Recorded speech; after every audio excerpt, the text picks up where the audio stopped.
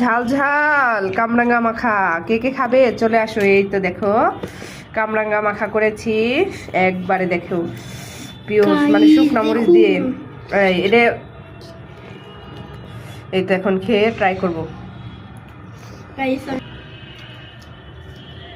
হুম হুম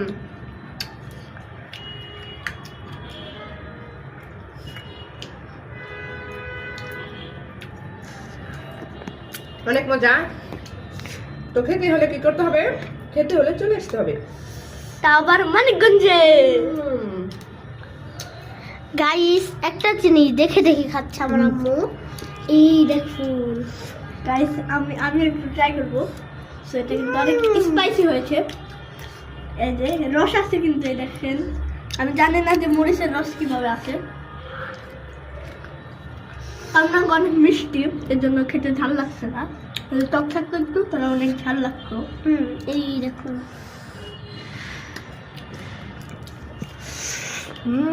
অনেক মজা। তো ভিডিওটি যদি ভালো লাগে অবশ্যই কি করতে হবে? ফলো করতে হবে এবং লাইক করতে হবে, সাথে সাথে একটা শেয়ারও।